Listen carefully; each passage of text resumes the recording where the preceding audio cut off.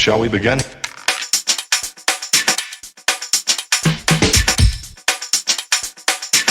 Hello दोस्तों, I am Vishnupriya and welcome back to my channel. So आज के इस वीडियो में हम लोग देखने वाले हैं कि रूम को क्लीन करना कितना ज़्यादा ज़रूरी है, या फिर आप जहाँ पे ज़्यादा टाइम स्पेंड करते हैं वो रूम क्लीन रहना कितना ज़्यादा ज़रूरी है।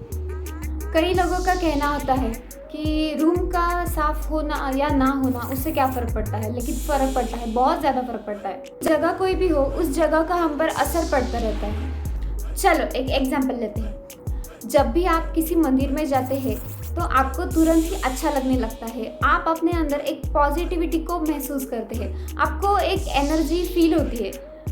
हम अपने अंदर एक सकारात्मक ऊर्जा महसूस करते हैं। अभी एक और एग्जांपल लेते हैं।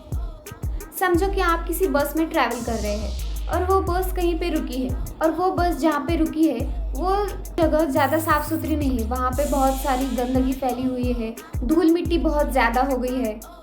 तो आप कैसा फील करेंगे? तो अभी आपको समझ में आया ही होगा कि कोई भी जगह हो उसका असर हम पर पड़ता रहता है। So your bedroom is the place where you start and end your each day. Having a messy room can negatively effects on your life.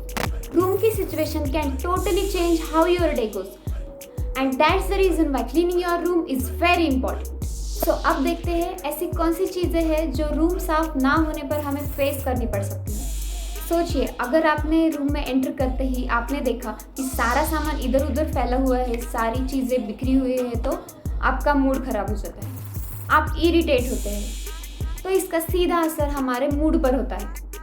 Room organise किया हुआ नहीं है, चीज़ें जगह पर नहीं है, तो चीज़ों को ढूंढने में आपका टाइम वेस्ट होता है, आपकी एनर्जी वेस्ट होती है।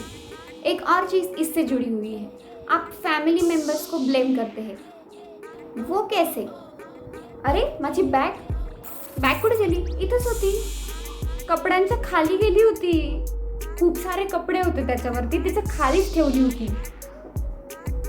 दीदीनेच घेतली असणार, तिनेच हात लावणार असणार. पळू द्यायचा ना पसारा. माझ्या वस्तूंना हात लावू नकोस म्हणून किती वेळेस सांगितलंय, नकोस लावू माझ्या वस्तूंना हात. और ऐसे छोटे छोटे झगड़ों की वजह से हम गुस्सा हो जाते हैं। समझ लीजिए, आपको किसी सेमिनार में जाना है, उसकी प्रिपरेशन करनी है, या फिर आपको किसी प्रोजेक्ट के ऊपर काम करना है, और आप आपके मेसी रूम में बैठे हुए हैं, तो आपको कैसा फील होगा? मेसी रूम में आप अपने काम पर फोकस नहीं कर सकते। वो मेसी रूम आपको एक निगेटिव एनर्जी सप्लाई करता है। आप आपके काम पर फोकस तो कर ही नहीं पाते और डिस्ट्रैक्टेड हो जाते हैं, और काम अगर इनकम्प्लीट रह जाता है तो हम स्ट्रेस्ड फील करते हैं। रूम साफ ना हो और रूम में वेंटिलेशन ना हो तो उसका असर भी सीधे हमारे नींद पर पड़ सकता है। हम एक अच्छी नींद नहीं ले पाते, और नींद अगर अच्छी नहीं होती उसका असर दूसरे दिन पर पड़ सकता है। हम लेजी फील करते हैं। तो सुना, क्लीन रूम ना होने से क्या क्या नुकसान हो सकते हैं? तो अभी जानते हैं क्लीन रूम के क्या क्या फायदे हैं। रूम क्लीन हो तो हमारा मूड भी अच्छा रहता है। रूम वेल ऑर्गेनाइज्ड है, क्लीन है, चीज़ें इधर उधर पड़ी हुई नहीं है, चीज़ें भी ऑर्गेनाइज रखी हुई है, तो आप अपने टाइम को सेव कर सकते हैं। चीज़ें ढूंढने में आपको ज़्यादा मेहनत करने की ज़रूरत नहीं है। आप अपनी एनर्जी को वेस्ट नहीं करते और एनर्जी को सेव करते, और आपके फैमिली मेम्बर्स के साथ फाइटिंग भी नहीं होती, आप ब्लेम भी नहीं करते किसी को, और आपको गुस्सा भी नहीं आता। रूम साफ सुथरा है तो हम लेस डिस्ट्रैक्टेड रहते हैं और अपने काम पर फोकस कर सकते हैं।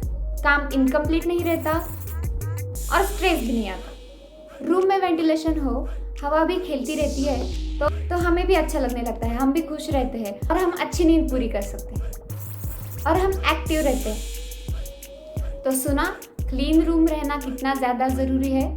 सो आप किस बात का वेट कर रहे हैं? Listen to the voice of your mom and go clean your room. You will instantly feel better. Okay guys, that's it for today's video. I hope this was helpful for you.